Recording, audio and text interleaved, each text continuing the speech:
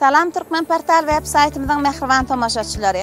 Bugun poytaxtimizning Godal kunjovida yerlashgan yillik mehmonxonasini Turkmenistonning Mayogoy matli xalqaro forum geçirilyapti. Biz ham Türkmen portal veb-saytimizning ag'di verdorajlik topari bilan bu yerda bo'lib bir necha suhbatli ko'rinishlar sizga yetiramiz. Bizdan dashlashmang, Türkmen portal bilan qoling.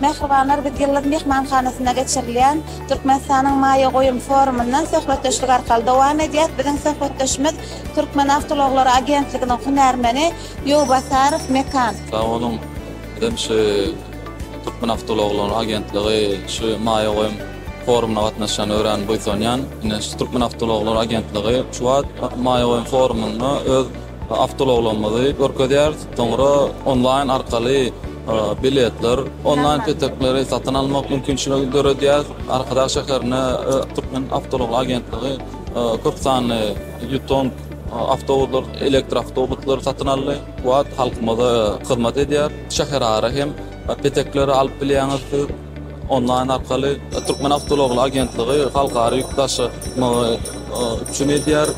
Halkymyzyň töwde algynyna hem yük taşıýar.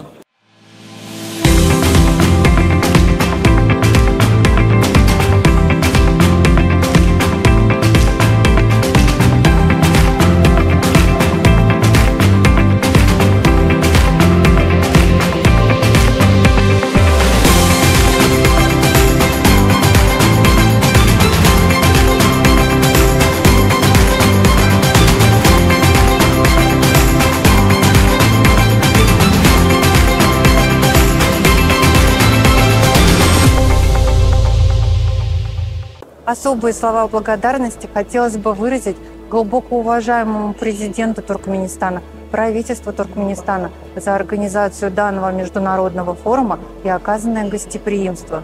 Я убеждена, что данная площадка станет для многих началом большого и взаимовыгодного сотрудничества, а также укреплением партнерства и привлечет дополнительные инвестиции в экономику Туркменистана. Впервые, находясь в Ашхабаде, у меня была возможность прогуляться по белому мраморному городу. И я заметила, как много здесь сделано для горожан. Это и роскошные здания, и современные жилые дома, цветущие парки и фонтаны. Масштабная работа проведена по озеленению города. Хочу отметить, что на экспозиции Туркменистана в Казанском форуме «Исламский мир» особое впечатление на меня произвели туркменские наряды за их эстетическую привлекательность дизайна, а также уникальные орнаменты и туркменскую вышивку. Ашхабадским домом моделей мне любезно был предоставлен данный костюм, в котором я смогла сегодня посетить церемонию открытия международного форума. Мои слова благодарности хотелось бы выразить глубоко уважаемому президенту Туркменистана, правительству Туркменистана за организацию данного масштабного мероприятия международного форума и оказанное гостеприимство.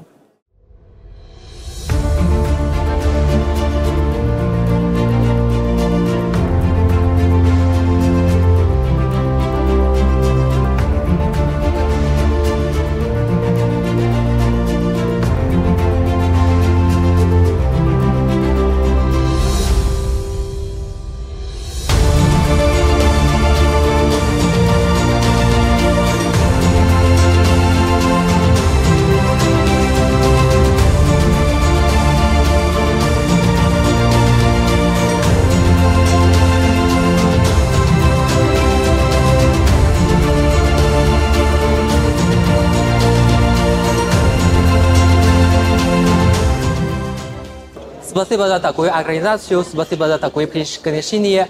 И у нас такой шанс, чтобы познакомиться с такой рынком. И мы сами, как первое место в строительной технике в Китае, мы думаем, что в экономике и промышленности и так далее есть очень хорошие перспективе который хотим приносить свой вклад в развитие Туркменистана. Очень приятно. Спасибо большое. Biz Xitayın Power China kampaniyasının Türkmenistan'a vekili. Bizim kampanyamız Xitay boyunca 10'luğa giriyor. Men Türkmenistan'a birinci gelek geldim. Aşgabat şekeri qatı ovadan eken. Bu acayip şeker menne ulu tesir qalırdı. Bizim şu yerdeki saparımız Ojar Aziya Husus Kerhanası bilen xizmatlaşıpdı.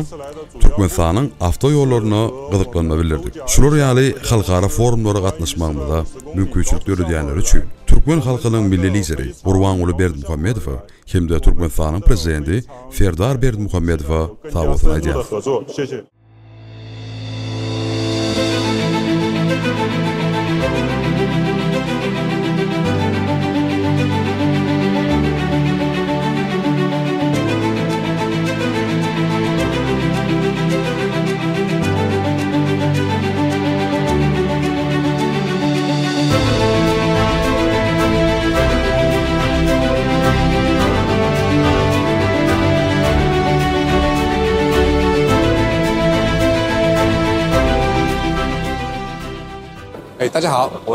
Men Xi Jinping Xitayň demir ýollar kampaniýasynyň baş müdiriniň ornmasary Tang Sizwei. Biz Türkmenistana geçirilýän Maýa goýun forumuna bizde öňürleýän owahoçuluk tehnikleri bilen tanıştyrmaga geldik. Biz şu ýyl Türkmenistanda paýta ýygyň mövsüminde Xitayň önüm bolan paýta ýygýan iki sany kombaýnlary Sinadan geçirmek üçin getirmek meýleşdirýär. Elbetde muň üçin biz häzirki wagtda bereketli Atyz Husus Kerhanasy bilen şertnama baglaşdyk. Gelecekde biz Türkmenistanda bu işlerimiziň gerimini giňeltmegi gözüne tutýar. Sözümiň ahyryna Türkmen halkynyň milli lideri Gurbanuly Berdimuhammedow hem-de Türkmenistanyň prezidenti Serdar Berdimuhammedow tawassut edýär.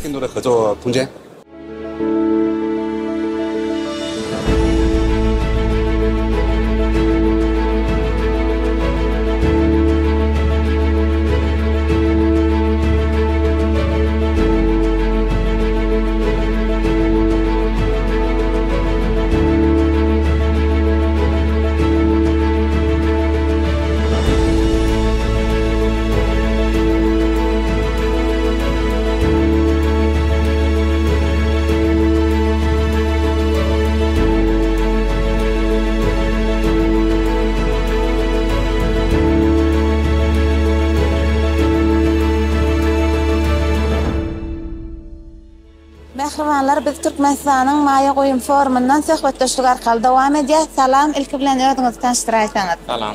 Men Ahat Orazgeliýew, Türkmenistan Senaty Guruluş Gönümçiligi Ministrliginiň Senat müdirliginiň baş günärmeni. Şu günde biz Aşgabatda geçirilýän 10-17 sentýabrda geçirilýän halkara Maýa goýun forumuna gatnaşmak üçin geldik, öz önümlerimizi görkezmek üçin geldik. Häzirki wagtda Senaty sağlulygma geçirmek boýunça bir näçe işler alınıp barlýar.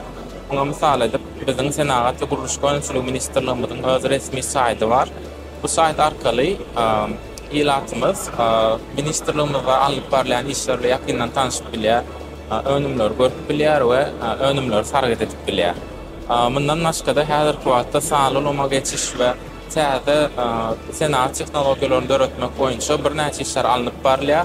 Biz hem şu gün şu Maýa goýun forumuna bu taslamalara amala aşyrmaga mümkinçilikleri daşerit kampaniýalary bilen gepleşip geçirmäne geldik. Şeýle mümkinçilikleri öğretip berýän gahryman arkadaşymyza, arkadaşlyk gahryman serdarymyza köp sag bolsun aýtýar.